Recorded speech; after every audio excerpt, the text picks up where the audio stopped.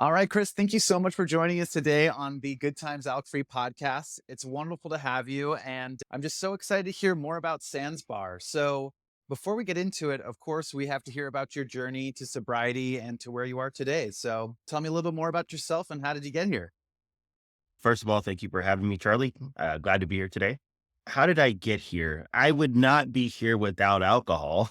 Alcohol's to blame for a lot of things, but I think one thing I realized is that I would not be here if it weren't for the actual liquid of alcohol. When my first drink was at 16 years old, and that was when I really was looking for connection, really looking for community.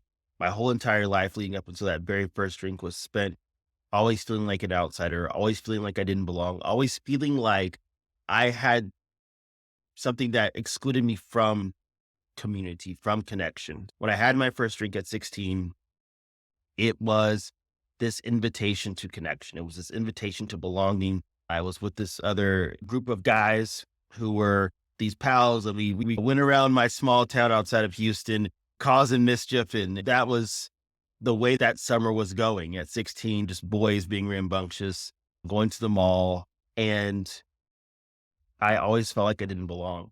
And then came the day. That was a hot July day in Texas. And these beers had been sitting in the back of someone's trunk. So they have been boiling all day. And I just remember being in a circle with these other guys and opening the beers. And I remember just recoiling at the smell. It was so gross, So but nasty. so it was hot. It was literally, I think it was at a low boil. Like it was at a low boil. It had been baking in someone's car for about 4 hours in the Texas heat. It was crazy. So it was like a hot coffee almost. And it was like, I felt this rush of disgust. I was literally disgusted with the taste and disgusted with myself. But then after that, disgusted with myself, disgusted with the taste. But then after that, there was this immediate sense of connection, this immediate sense of belonging. I Hmm. felt like we had just crossed some kind of point of no return, the event horizon of adulthood. I was just enamored by this idea that I was now an adult and now I belong. We belong together for having done this thing together. And I've talked to those guys over 20 years and they're like, yeah, that wasn't it for us, guy. It was just like, Chris, literally, we were just drinking beers in the soccer field outside of our Right. neighborhood. But for me, it was this huge thing because I felt like this was my gateway into connection and a gateway into belonging. And so I had that first drink and quickly realized that I was just not made to consume alcohol. I don't think anyone really is, but I was not. The second time I drank, I got a DUI, crashed my mom's car, almost ran into someone's house. I just was not, I was just not cut out for this. But the reason I kept drinking was because I wanted connection. I wanted to belong. I wanted to be a part of the party. I wanted to have that sense of camaraderie. I wanted to be a part of some kind of community. That was huge to me, really huge to me. I kept drinking all throughout college. I barely graduated high school. And when I was 22, everything started to fall apart. I dropped out of school. I was drinking a bottle of vodka a day. I had some pretty significant mental health stuff happening. So I was just drinking so much and binge drinking for days that I would have these paranoia episodes where I would think people were coming in the house and they weren't. It was a whole lot of stuff. Just those days were just filled with terror. It was absolute terror and absolute isolation because I was unable to go out with my friends. I was unable to do the way that I wanted to connect people wasn't even available to me anymore because I kept consuming alcohol so much I was incapacitated. I go to rehab for the first time and at 22 and I look at all these people who are in their 40s who have got kids and a 401k and all the things. And I look at that and say, oh my gosh, look at that. I don't have a problem with alcohol because look at it. I don't have those things. Yeah, but Right. I wasn't at that point in my life yet. I wondered what I was going to do when I got married. Wasn't dating anyone. What I was going to do when I retired. I didn't have a job. Like I was still worried about all these things that didn't even they weren't even in the works yet, and I was worried about losing them or how was I gonna retire from my job after 50 years? Like, what? But this is what my mind was doing, was making all these excuses as to why I need to continue to drink. Check myself out of rehab around this time in 20 or 2006 and said, "You know what? I'm gonna do this on my own." And the counselor, the rehab said, "I don't think this is gonna work out well for you." And I said, "You know what? Watch me." Every 30 days, I'd call him back. I'm still sober. I just hang up. I'm still sober. And by December, that voice was shaky and I was miserable. I wanted to drink so, so bad. And it wasn't because I wanted to consume alcohol. I wanted to go out with friends. I wanted to be a part of that group again. I wanted to be this person who could go to watch football and have a few beers and have a good time. That's what I wanted to be. So I drank again. Things got worse. Went to treatment for the last time, and I met someone who told me something that changed my life. He said, "You don't ever have to drink again if you don't want to, and you're not alone." Hmm. He asked me a question. He said, "Have you ever felt a part of anything?" And I was like, "What does that mean? What do I feel a part of?" Do you feel a part of anything, a group? Have you ever been a part of anything that made you feel respected and valued? Have you ever been a part of anything? And I was like, maybe my family, but other than that, no, I've never been part of anything that made me feel respected and valued and loved. I never had that feeling that I was wanted. Hmm. And what that guy was offering was like, "Hey, join us, join our little group of alumni. We're not mentally stable. We drink too much coffee and smoke too much cigarettes, but come hang out with us." And at 23 at the time, I did everything else to do. So I said yes, and it changed my life.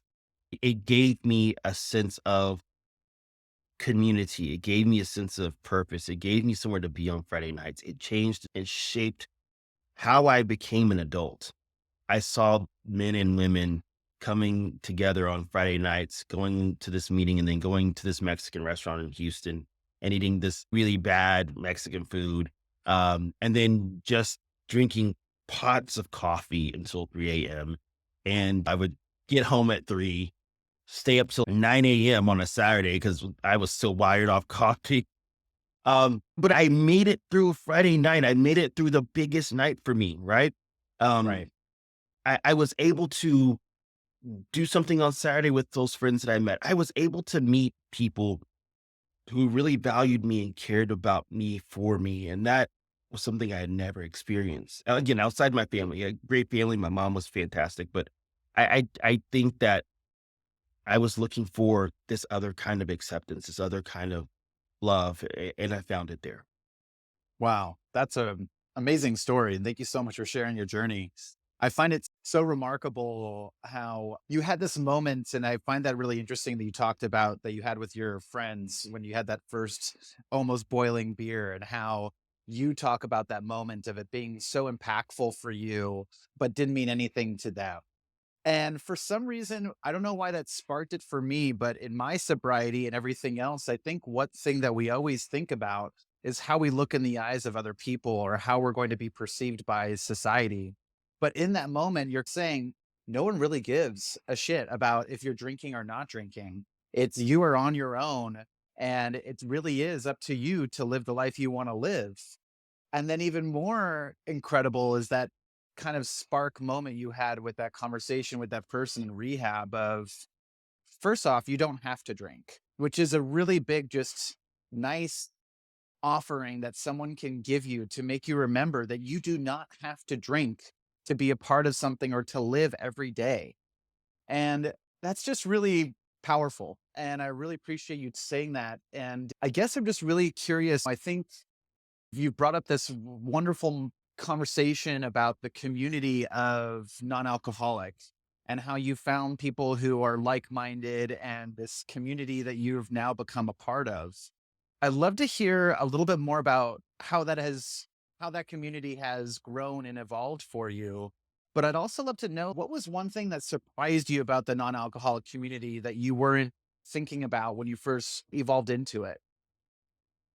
Yeah, at that point in my life, I'm still 23 and have no idea what I want to do with my life. And the one thing that surprised me was that community gave me a guide to how to be. Like, I didn't know how to do basic things. Like, I realized that I wasn't going to die from alcohol, which was completely surprising to me because I was absolutely certain I was not going to make it past 25. I would put money on it. I'm not going to live past 25. And I got sober and like all of a sudden I'm going to live. And so these people taught me how to live. They taught me like, okay, you need to get an ID. You need to get, if you want to get a apartment, you're going to need to have a bill in your name and you're going to have all these references and you have to, these are things that I just did not know. And Right. they taught me how to be an adult. And so that part surprised me. And then the other part that surprised me was that it was so much more than just not drinking. It was about living. It was about being fully present and being fully awake. And that's something that's always bothered me when I see people stop drinking and all they're talking about is how they're not drinking. Hmm. And what was impressed upon me very early on in my alcohol free journey was that not drinking should be the least interesting thing about you. It should not be your identity. And I watch people and I still see people, it becomes their whole identity. I don't drink. I'm a non drinker. I don't drink. That's what I do. I'm not drinking. I'm sober. I'm recovery. I'm soberish. I'm sober curious.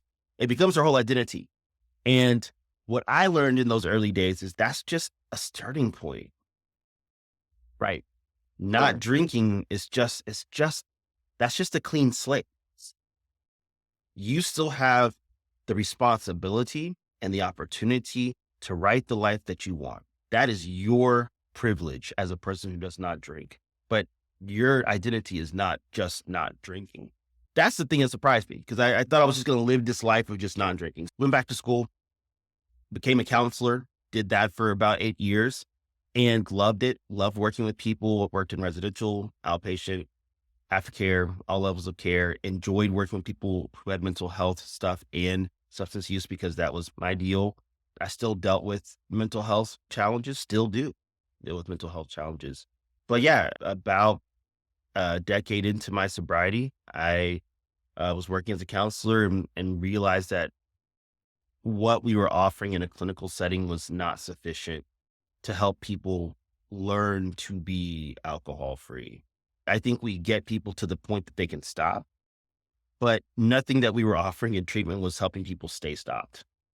And it wasn't really addressing the biggest thing that people report when they come back to treatment, which was how do I manage my triggers? How do I handle Yeah. those things that activate that desire to drink in me? I don't know how to manage that. And I was just always looking for a solution for that. And the last conversation I had with one of my clients who I absolutely cherished was this client telling me that they were struggling with deciding to stay alcohol free or not. They were a successful person, really flourishing career here in Austin, mid 30s, just active social person. And they said, Chris, I know that I need to stop drinking. I know that I need to stay stopped. I just don't know if I can sacrifice my social life for that.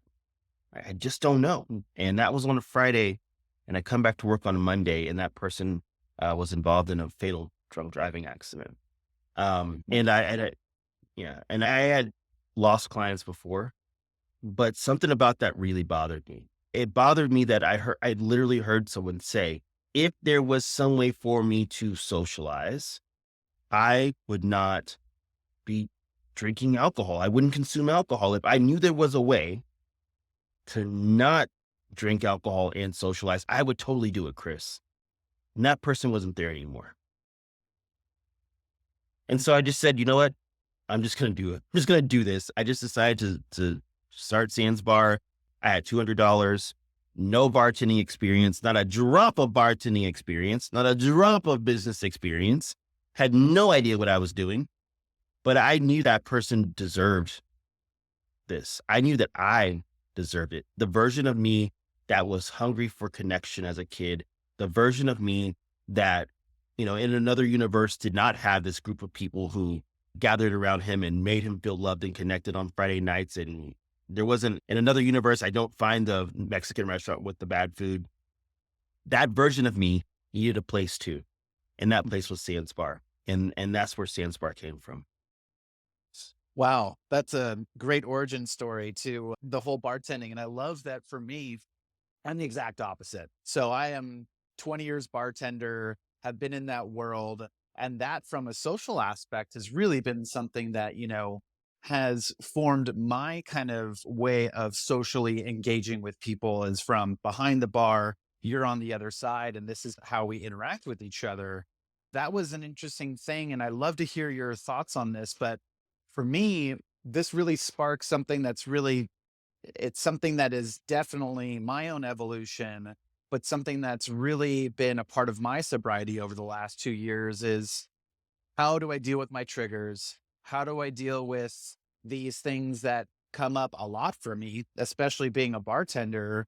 For me, the evolution of non-alcoholic offerings has really been something that has worked really well for me. And so I'd love to hear you just talk about what have you found that has been helpful for people with their triggers and how has that kind of evolved over the last couple of years? Yeah, I think that's a great question. And I think that is the beauty of this non-alcoholic thing is that we're able to now manage our triggers or work through those triggers. So the Right. theory that I've had was that those stimuli are always going to be present. You cannot go your whole life and never hear someone mixing up a cocktail. You go through a hotel lobby, someone may be mixing up a cocktail. You may Yep. go to the grocery store and someone's doing a demo in the store and they're mixing up a cocktail. That sound is a sound that you're not going to be able to avoid forever. So how do you interface with that stimuli in a way that's safe?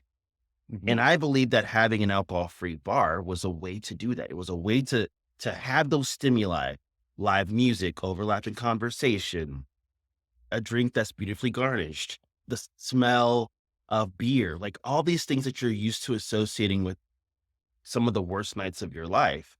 Using that environment to reprogram your mind and see those same stimuli and have a different outcome.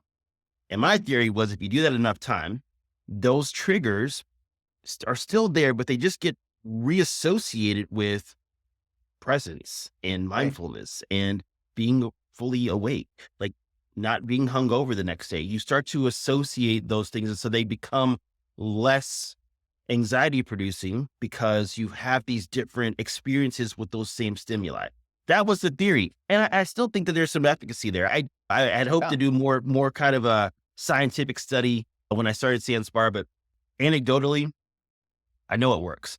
I know it works because Right. I've seen people come in and they're afraid of going out. They're afraid of meeting new people. They're worried that if they go to a bar that's not an alcohol-free bar, that they may drink. And through coming to Sandspar, they're able to reprogram themselves and reorient themselves to what a bar can be and what a bar looks like. We have a beautiful bar downtown Austin, just lovely looking bar, cozy. Lighting is like nice and dim. And all these things feel like, in fact, people walk into Sandspar all the time. They think it's a non-alcohol bar. They think it all the Right. time. They're like, oh, this is cozy. This is nice. I'm like, here's the menu. They're like, Wait a second. these are non-alcoholic cocktails. I'm like, yes. And would you like one? And they're like, you know what? And some people walk in and they're like, you know what? Actually, yes. I actually was looking for just a way to sit down and hang out with my friends. I really wasn't looking to get wasted tonight. I wouldn't even want to drink. I just want to do something. I wanted to be somewhere. I want to just hang out and talk to people. So yeah, I would love to have a non-alcoholic beer and just chat with my friend. Yeah, that's awesome.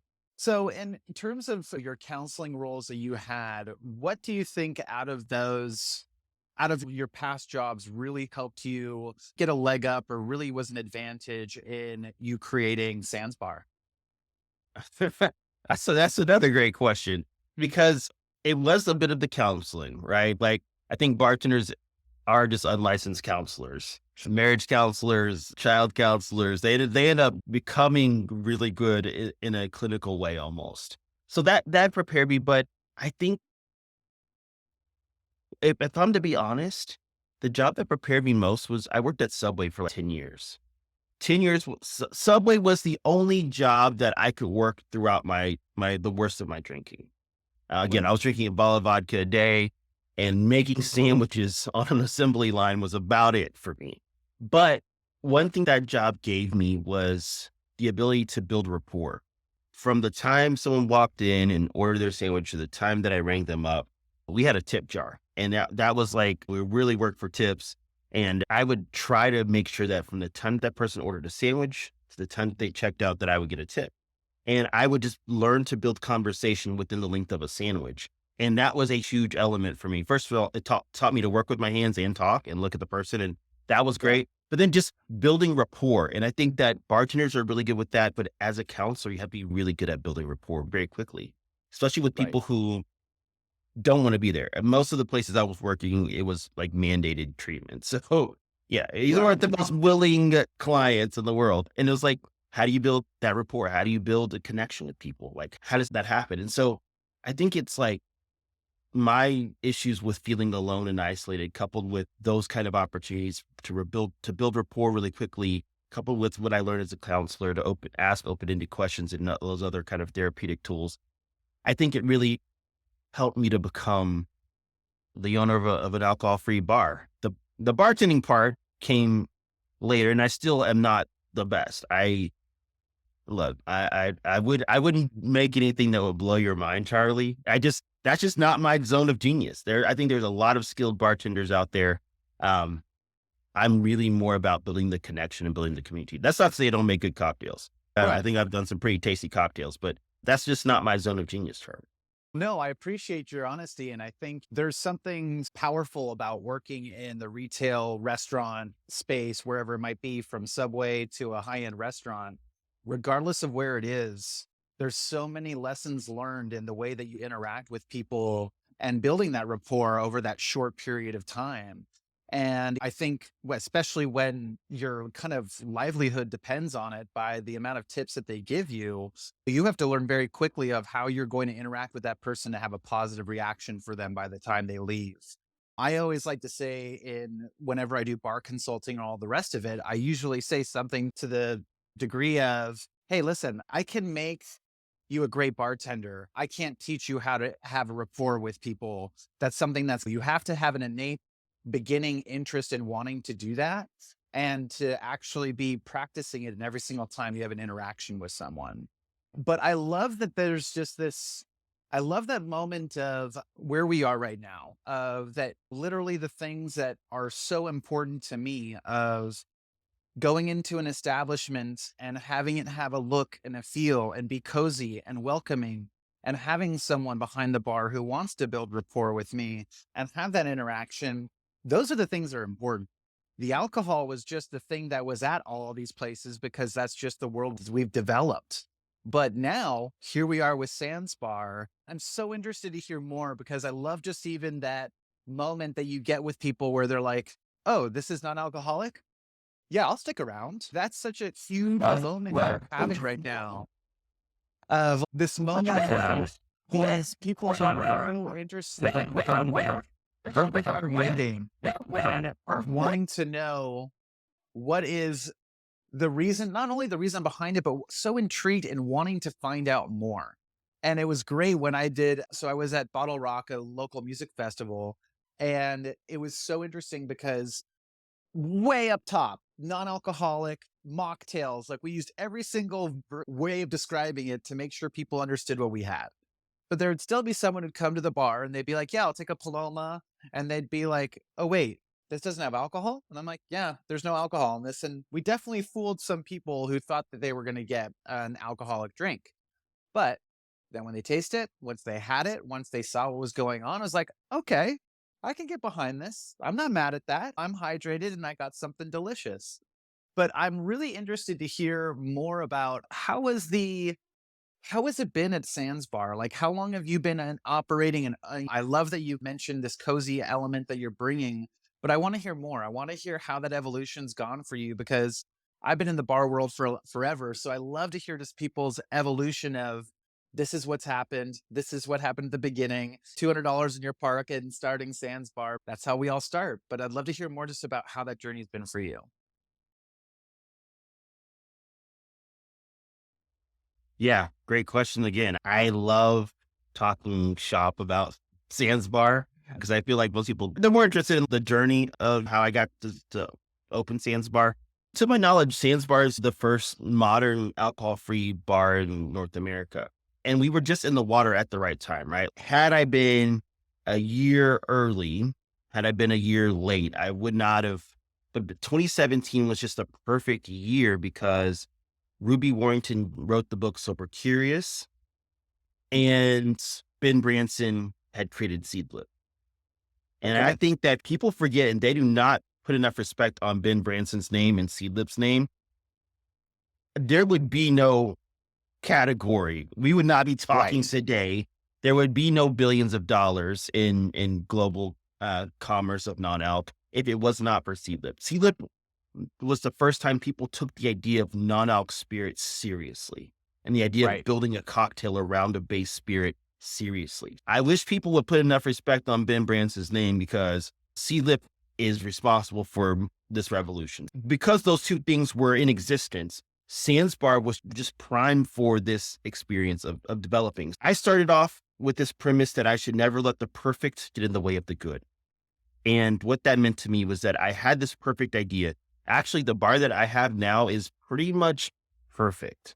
The only thing that we don't have is any beers on draft. That's the last piece of it. But the vision that I had is very similar, but I had to get started somewhere. So I just started with that $200 and we just started hosting pop ups. And we did Love it. pop ups wherever we could make it happen. We were using an hair salon slash antique store. And then they had a little backyard. They had a backyard space and they Yeah. weren't using it. And they let me use it for free. And I cleaned up the space and we put up a makeshift stage out of wood pallets and I had a folding table. And that was Sandsbar. That's how I got started. I was doing these once a month events and it started from 6 people to 16 people.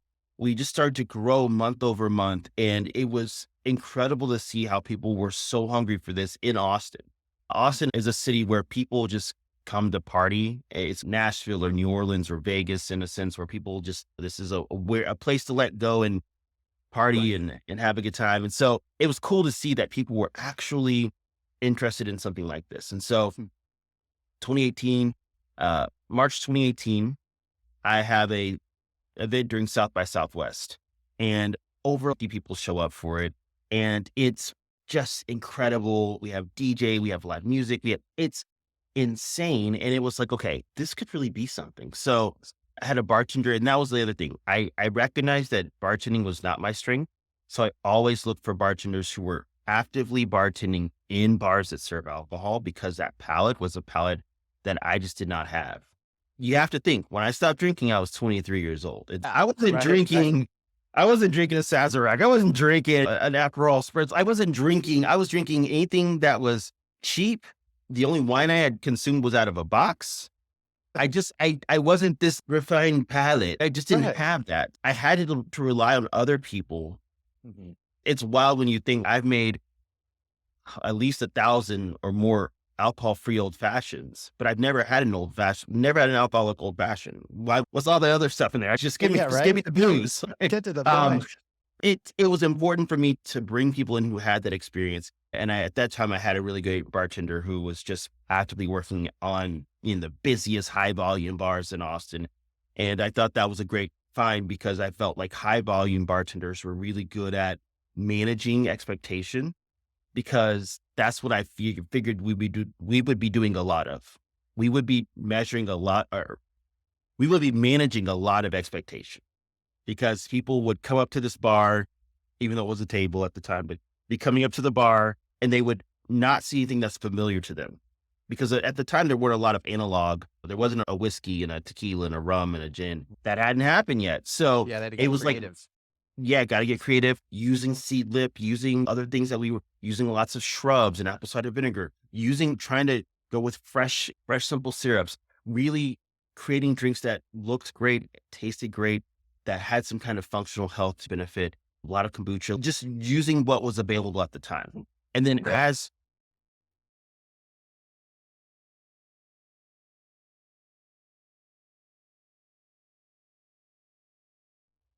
using what was available at the time. And then we have evolved with the category, right? As it's evolved, as people have come up with more products to offer, we're able to offer a bigger, more robust menu. The idea has always been to make something that's accessible to everyone, either sober curious or sober serious. And I know that some people who are sober serious and in recovery may not feel comfortable with those analogs. They may not feel Right. comfortable with the tequila or mezcal. They may not want to taste anything that tastes like whiskey. So it offering something, a little something for everyone. Yeah, I really am. I'm glad you brought that point up. And I think I love first hearing the evolution of Sans Bar. And I love that you're not scared to bring up the elements of this that are the tough beginnings. And that's how we all kind of start. And I think it's interesting how it does relate to sobriety as well, is that your first couple months are really hard and really difficult and really nasty almost. Like, you're just in this whirlwind of emotions and all the rest of it, and you're dealing with cravings and all the rest of it. But I'm really glad you brought up this element of two different things. First, I really appreciate you seeing yourself and saying, okay, this is my weakness. I don't know how to do bartending, but I do know how to create community, and I know what the non-alc space is about and what people in that space really need, which is that community, and for there to be a safe place for them to enjoy these new offerings that are coming and burgeoning out, but you don't know how to make them. So you go find that person, you go find that weakness, and you find that person that can help you take it to the next level. The thing I really want to just take a moment and talk about is, which is, I'm interested to hear your perspective on this. And I know it can be a little bit of a sticky point or something that's like a point of contention in our circle. I think that I'm really intrigued to hear what Sans Bar offers today. But as you mentioned, there's a section of the non-alc sober community that does not want to consume analogs that are non-alcoholic. And I guess my question to you is, I I don't want to ever make a group or community feel as if they're not being represented in our space, but at the same time, I have to look at where is my demographic of people that actually want to consume things that I'm offering and what intrigued them to come to the table. So I don't know if there's a question there or if it's just talking a little bit about the community and how there are people who do want to consume these type of things and those that don't, and how do we attract those people or how do we deal with that? Yeah, that's I'm yeah, glad we're getting to talk about this stuff. I never get to talk about this with anyone. It's a real balancing act because people who are used to drinking cocktails with alcohol, I feel like they are looking for that exact one-to-one replacement. And I think it's a losing proposition. I've always think Totally. that analogs have a harder sell than non-analogs. And I'm not trying to shout out any brands here, but just thinking like Wilderton is as a brand that's really its own thing. Right. Amethyst is a thing that's its own thing. Tennyson is its own thing. These are like Ritual, which I love. Ritual, love Liars, love these things. But they are Ritual and Liars are analogs. And to me, it's a harder sell because you're trying to compete with someone's 30-year love and knowledge of bourbon. They tasted bourbon for years. They've tasted flights of bourbon. They know each bourbon by it's you're really going against that by saying, here's an alcohol-free bourbon, which tastes nothing like bourbon. Right? Right. You're Um, fighting an uphill battle that you are not going to win. And you are never going to get that person. I deal with that all the time here in Napa Valley. This is where wine is made and is the premium of the premium. And all of a sudden you're like, hey, try this non-alcoholic wine. They're like, wait a second. This tastes nothing like that. And it's okay. I see where you're coming from, but you have to understand this is what's available right now, but this isn't also for you. We are trying to mimic that not celebration, but that moment and offer you something in exchange. So yeah, please keep going. This is really interesting. Yeah, it a losing proposition. And I think, like you said, with the wine, like people have to have their expectations tempered and say, first of all, what we want to do is we want to give someone a replacement. And the plant based movement is what I use as a template for everything. I've built my entire business based on the plant based movement. But because there was no other, I had no other contemporaries, like Right. respectfully, like I didn't have anyone else that was doing this in 2017. And so I had to look at what market is most similar to this, and the plant-based market was it. And just like, in the early days of the plant-based market, everything was meatless. Everything was meatless. And that was a losing battle because you were comparing your product, a Yes. plant-based product, to meat. And people had a lifelong history with meat and the love of meat. And you're telling them that this is supposed to be an alternative to meat. What a losing proposition. You talk about uphill battle. Totally. And so the plant-based moniker changed so much about what was being offered to people who did not want to consume meat for whatever reason, right? Sounds familiar? Just like we consuming alcohol for whatever reason. Yeah, yeah. Sure. Yeah. Because they realized that just catering to just vegans, just people who were abstaining from meat, was such a small and limited market. Yep. The addressable market of people who eat plants, the entire world. Totally. Totally. And so it's what the people in the plant-based movement did very early on in the early aughts was they decided to take this argument away. This isn't a meat alternative. This is a plant-based alternative. So you can get this burger patty that looks brown. It looks like meat, but we're not asking you to compare this to meat. We're asking you to compare this to a plant-based product. We're asking you to Right. compare our product, XYZ product, to Beyond Meat or whatever the other competitor is, and Sure. judge it on that. And I think that's the way that I try to train my bartenders now is I want you to judge this based on its merits as a liquid, Right. not a alternative to, but in its own right as a liquid. Remove the idea that this is a whiskey alternative. Got it.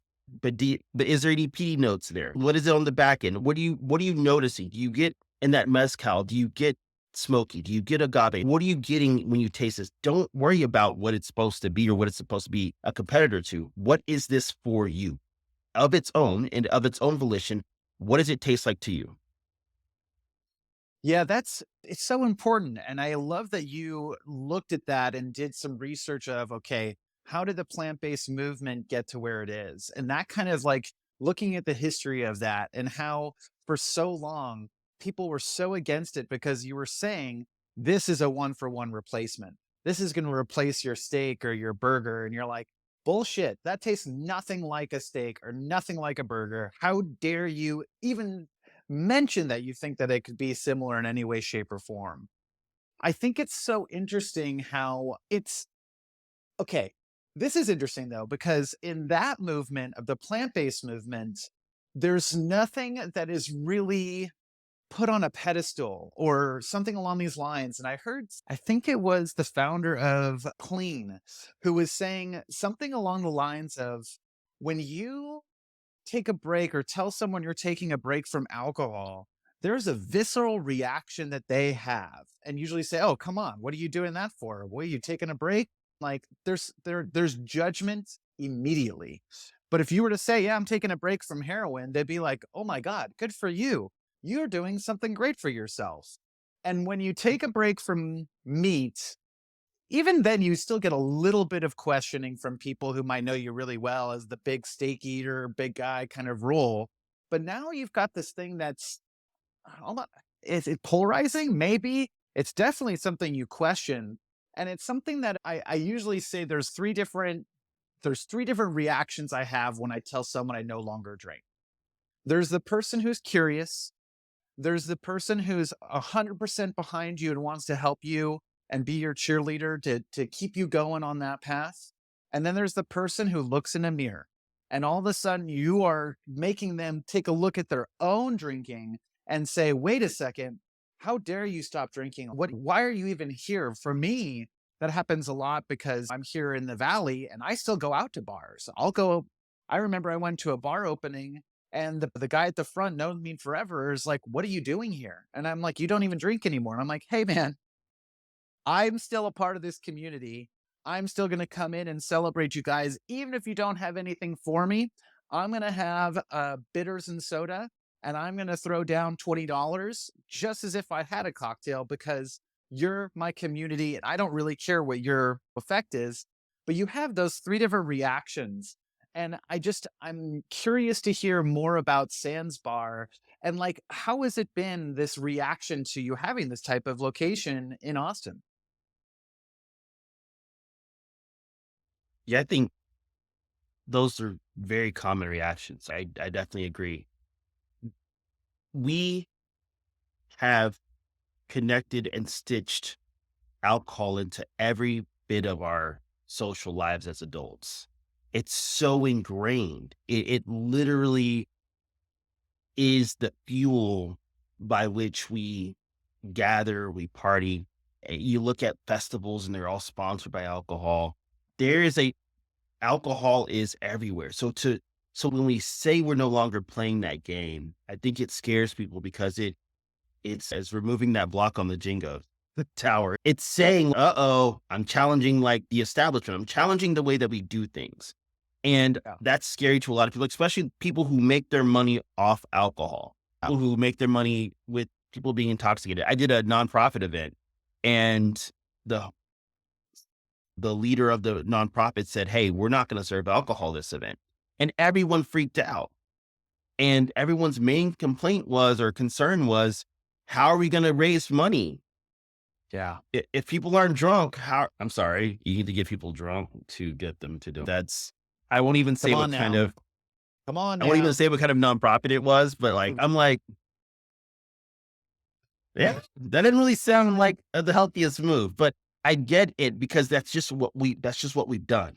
And it is different than saying, "Hey, I'm not eating meat. I'm on a, break from meat." You're not going to get the questions. But I would argue that it's the same kind of indoctrination. We've just been taught that we have to have this. We have to have alcohol at every event. That has to be it. I'm from the great state of Texas, and I have a. I was looking outside. I have the huge barbecue pit right there. I am by no means the poster child for veganism or plant based life, but I definitely understand that my relationship to meat is like a lot of people's relationship to alcohol, where I could take it or Sure. leave it. I could absolutely take it or leave it, but it's helpful for me to take a break because I need to make sure that I'm have a right relation with it, right? That I take time off from eating meat because that's helpful for me. I just want to circle back to what it's like and what people say or how people react when they're in the bar. And I think there's just a lot of excitement around this idea of not drinking. There's a lot of excitement of a bar that's up and running, that's doing really well, that has karaoke, that has a drag show, that has live music because we're here in Austin. Those things are so important to people, and Yeah. I'm proud of what we created. I think our menu is really interesting. I'm really working on. We just hired a new bar manager a couple months ago, and she's been really great in creating this vision I have of creating Southern inspired alcohol free cocktails. Doing an old fashioned, but using sweet potato simple syrup. Heck yeah. Just using, seeing how we can incorporate some of those traditional praline and pecan notes Mm. to our drinks using pecan tea as a base. Those are things that we're really leaning into, and it's really cool to see the way that the palate of the South has this potential to really be something. We're working on it, and we're working with chefs as they come into town. Where we're creating these great pairings of cocktails and cuisine. It's been really fun to watch Sandspar go from this idea that I had in my office as a counselor after losing that wonderful person to this wonderful thing that I get to witness every week. People coming into the space, people trying things, people with their friends, supporting their friends who are on a sober journey. And hey, we drink, but we're here for a friend. Or hey, we're going to go to the Paramount to watch a comedy show. We just stopped in for drinks, and we're gonna go to the show. Like it's Yeah. really been cool to be witness to that kind of growth and evolution. Wow. Yeah, that struck a chord in me for some reason. I think it's really noble. what you're doing. And I think that can be lost on a lot of people. I think just seeing to yourself, and I think just thinking about the events that I'm throwing and all of us in this space, I think it just all of a sudden just landed on me. It's you're offering something to someone who it really helps them because they're in a situation, especially for my events. I'm doing events where there's booze everywhere. Like these festivals you mentioned, this is booze city all around you. And it's really fun to be able to offer them a safe space and a place where they can have non alcoholic beverages. And I know Sands Bar is offering that to so many people.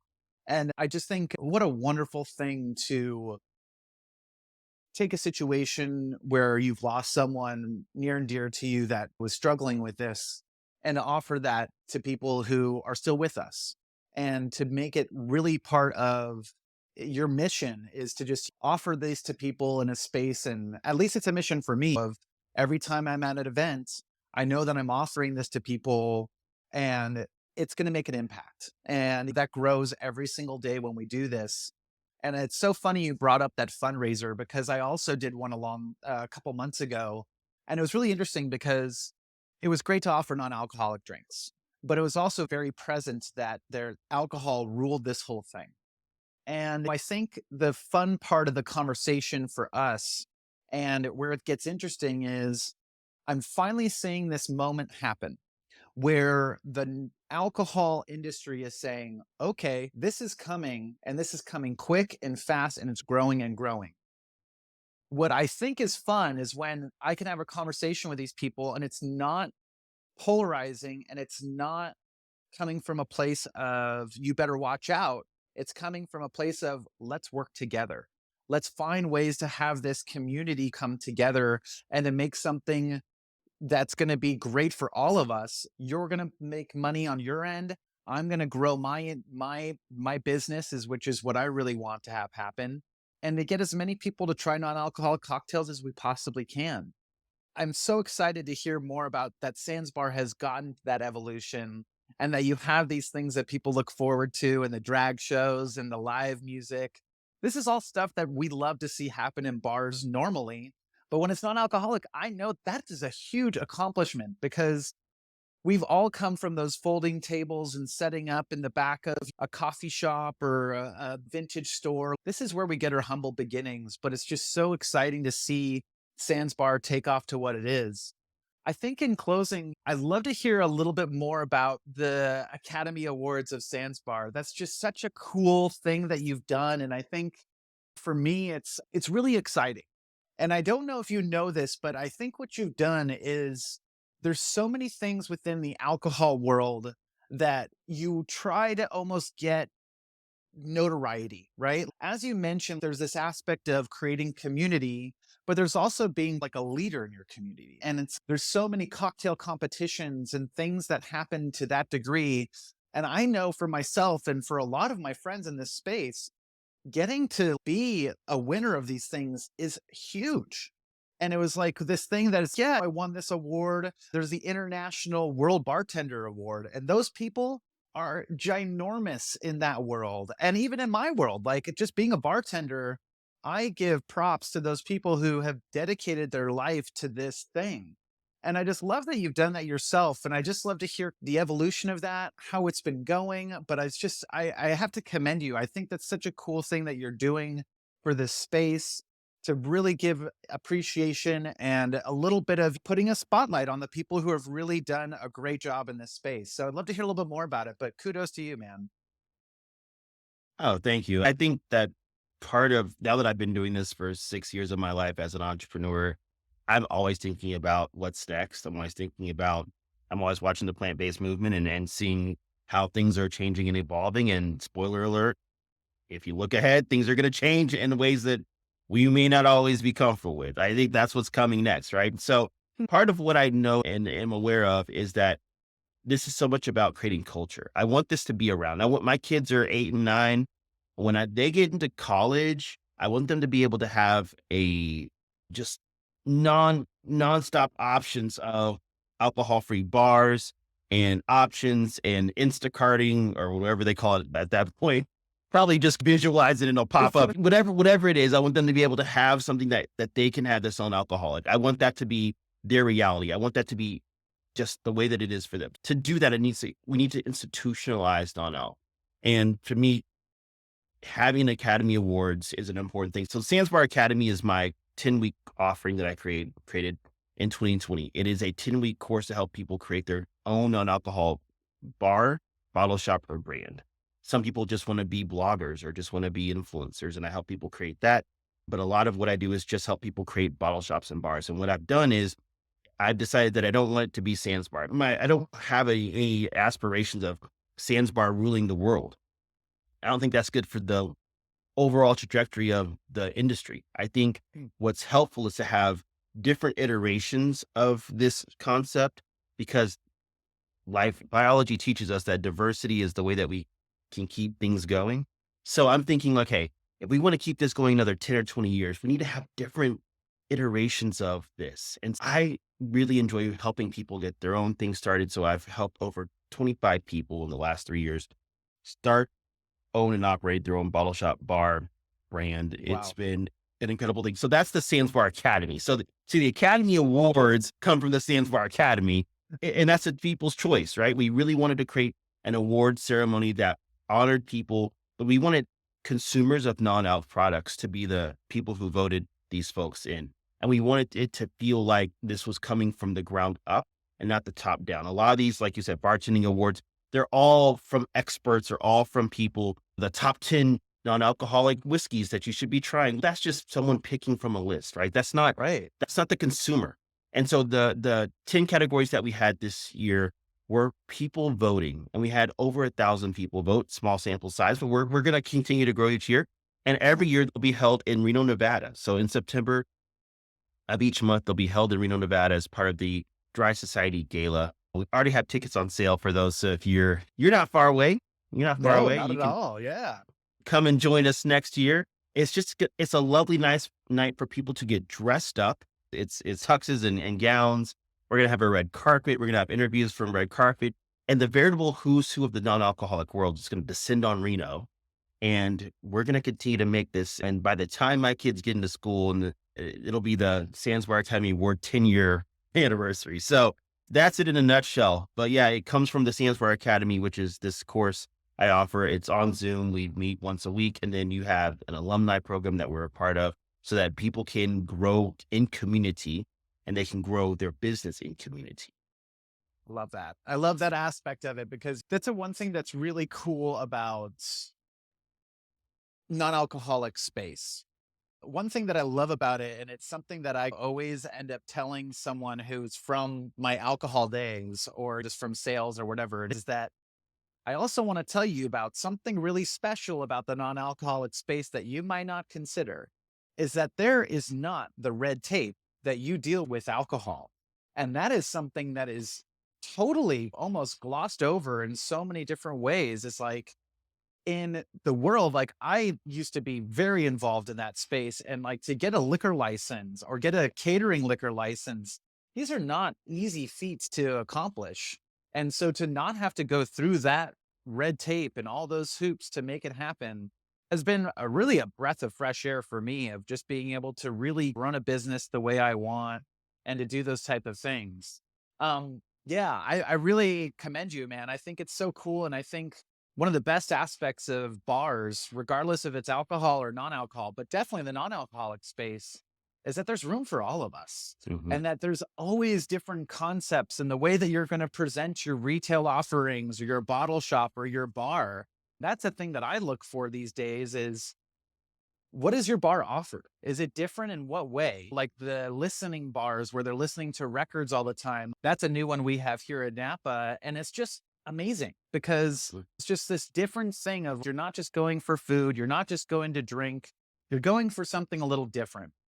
And I think that's just so special. And I'm so glad to hear that you're helping people do figure that out for themselves and to create their own business and to create their own opportunities within this space. I think there's something really powerful to say. It's like you're leading a horse to water, but you're not even doing that. You're actually helping them create to well their own water and to make sure that they're capturing it and holding on to it because that's really interesting. right? Like you're teaching someone to fish, and that's a really powerful thing because really at the end of the day, if you think about it, you're helping them with their own sobriety by staying in this space. And that's something for me that's been so powerful is every day I'm working on this business and having interviews with people like you. This is keeping me true to what I'm doing and keeping me true to my cause of let's get it out there. Let's talk about non-alc. Let's make it a conversation that people have on a daily basis. And let's cut the stigma of it all. I have to end with kind of something that you mentioned just briefly there. You said that you were saying that the plant-based movements had some craziness happen over there these last couple of years. I'd love to hear where you think this is heading over the next 6, 12 months of this non-alc space for Sandsbar and just for an industry as its own. I think Sandsbar is going to continue to really hone its educational and institutional kind of muscles. I think that's really where I want to grow the brand. I again don't see myself being the next Starbucks of non-alcoholic. That was the original plan, but I really don't think I want that. I think what I really want to do is I really want to inspire others, lead others. I think that's really where I shine. I love being a teacher, which is weird. I come from a family of teachers. I told myself I would never be a teacher my entire Oh, life because weird. I've run from it. I married a teacher. My sister's a teacher. My mom's a principal. I'm like, I'm never going to be a teacher. Turns out I love teaching. I absolutely, I mean, it's just the There best. you go. I love it. I'm probably going to spend more time being an educator and educating people with Sandsbar Academy. But where I see the next 6 to 12 months, bright, sunny, robust, gold rush. Yes. All that stuff. Yes. Go grow. That's what it's going to look like for the next 12 to 18 months. I love that. That's awesome. And I do see, however, because go ahead, please. that's what you're really asking. That's what you really picked up on. What I know is going to happen is that in about 2 to 3 years time, we're going to hit where plant-based is now, which is an Hmm. oversaturation. Mm, And it happened, right? Because plant-based did a really good job of bringing lots of product to market and lots of investor dollars got behind product and no dollars got behind messaging. And everyone was like, I have a new plant-based product. I have a new plant-based thing. Try this new. And all of a sudden we're flooded. Again, I live in Steak Central and Meat Central here in Texas, and I'm yeah. flooded with there's 30 million plant-based options when I go to the grocery store now, Right. which is great. But at the same time, it is not kept up with pace of like consumer readiness for more options. And I think that's what we're going to see. We're going to see a lot of these brands, and we're already seeing it. Like some of these brands not making it because they never really took time to build that cultural piece, to do the education piece. A Hmm. lot of people are just seeing this as a gold rush and they're acting like it's a gold rush. They're coming in, most of them are coming in from cannabis, by the way, or alcohol. And they're recognizing the value of this. They're seeing how this is the fastest growing segment of the beverage market. And they're just jumping in and they're not doing their due diligence and they're not understanding that there's something deeper here that people who decide not to consume alcohol are making it for a profound reason. The people who stay stopped, the people who don't go back to drinking, the people who are sober in February and August and November, those are the folks who are going to be consumers for the next 10 to 20 years. And Right. those consumers are different. They buy differently, they think differently, and they receive different messaging than the sober curious, dry January, July, and sober October folks. Like those are just Right. two different categories. And so I think there's a quick capture to get that windfall of sober curious, but I don't think everyone's doing a good job of that long-term sober serious messaging. Wow. I love that type of insight. And I think you look at trends and you look at history and you look at the plant-based movement and you look at the cannabis movement. And for myself, I've been involved in the cannabis industry for the past couple of years. And the saturation and just the gold rush that you're talking about really reminds me of 2017, especially here in California. 2018 is when it became legal. And so there was just this crazy rush, and there was so much money and so many VCs and so many. And I am so intrigued by something that you said there, is that really these people are spending money on the wrong thing, and they aren't looking at the reasoning and they're not looking at what's behind them making that decision. What is the thought process, the mindset of that person who is a daily non-consumer of alcohol, and how do you have that conversation with them, and how do you resonate with them? And I think it's such an interesting time we're having right now because, at least for me, I'm a very big consumer of social, TikTok, Instagram, these things that are very much there's an algorithm I understand that's trying to sell me these certain things. And as you mentioned, I get bombarded by some of these brands that I know I don't want because they're putting the wrong message behind what they are. They're just saying, "Oh, we're not alk. We're the best in this category for this reason." I'm like, dude, don't talk to me like I don't know what I'm talking about, first of all. And second of all, if you want me to consume your product and think about it, where's your mindset?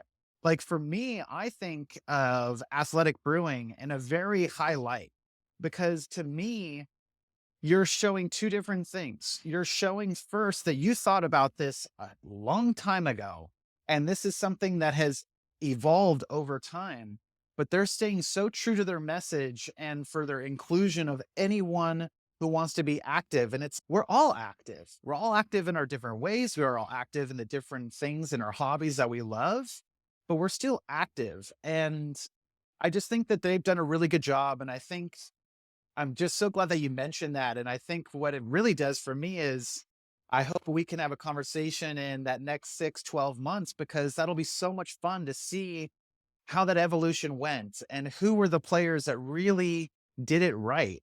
And I just love that you're mentioning something that is so important about this space and this community is that first, I think we can't be bought. And I think second of all, I think we are very in tune with our own emotions because we're not drunk, and we know when we're being like someone's trying to pull the wool over our eyes, or the snake oil salesman. We're like, listen, buddy, you have nowhere to run. We are looking for something that does nothing, and we still want it to have invoke a feeling or at least be flavorful enough that we want to consume it on a daily basis. So I really appreciate that you mentioned that kind of that thing that's happening, that kind of moment in that shift that we're in, that gold rush moment of a lot of people think that you can just put it into a bottle and we're all going to drink it. That's not the fact. We want something that's delicious, that resonates with us, but more importantly, don't come into us fake.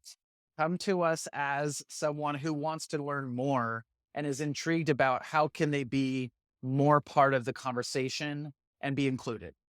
Yeah. I would just say in closing, just the dollars that are put into products should be put into experiences and places. More dollars should go into spaces like Sandsbar, which the margins are just not the same, right? If I had a Sandsbar beverage brand, it would be a much easier sell for investors as a bar, right? An alcohol-free bar Right. at that, right?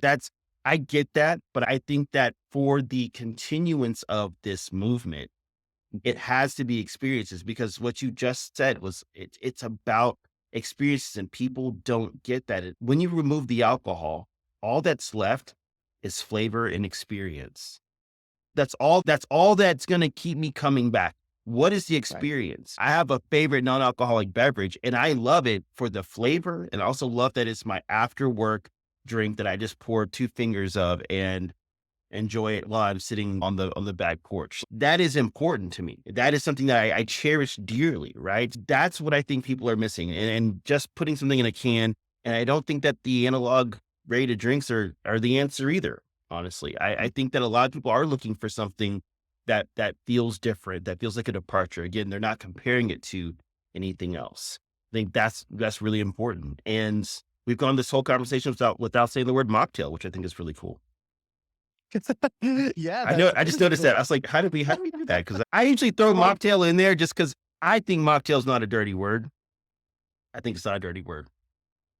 yeah, I don't know if it's a dirty word or not. It's definitely a word that I think is weird, and I don't use it in my vocabulary when I talk to people about this space.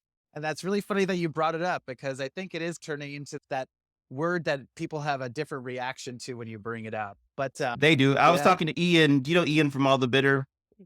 yeah, of Yes. course. Yeah. So I was talking to Ian about this. I think he's doing some research for us for a project that he's working on. And we were talking about this and we both agree. Like we can say that we don't like the word mocktail all we want, but when you're doing a festival of thousands, I was at the Kroger Wellness Festival in Cincinnati 2 weeks ago. And Nice. when I was literally serving thousands of people and no one had an idea what a zero proof cocktail was. No one had an idea what the NA cocktail was. When I say mocktail, people get it. And it's just, you have to just ride with that. We're still in the meatless phase. We have not found a plant based moniker. We've not found that plant Right. based label. And people keep trying to throw all these things to make it's look, if meatless is what people understand this as right now, just let it be. Let it be. We'll Let get it to the be. plant based.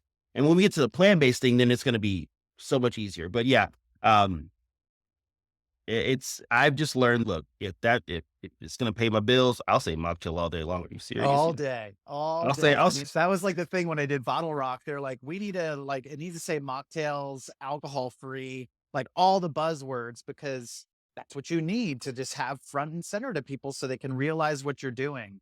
But I think the coolest part about all these conversations we're having, and I think it's just so cool that everything that we're talking about is all about a space that's coming from something that is going to be better for these people. And I think there's just something really intrinsically amazing about that kind of devotion that you and I have to this space. And I think it's not to be lost on anything. Man, Chris, I can't thank you so much for your time. This has been just a wonderful catch up and to get to know you and more about Sands Bar. But this definitely has to continue if you're all right with it, because there's going to be a lot more fun conversations to have over the next 6 to 12 months, I think. Oh, for sure. I love keeping in touch with people and just checking in, and it's good conversation. So I appreciate your time, Charlie. Yeah, absolutely. Thank you so much again. And I appreciate everyone listening in to Good Times Alc Free, and we'll have to do it again soon. So thank you very much.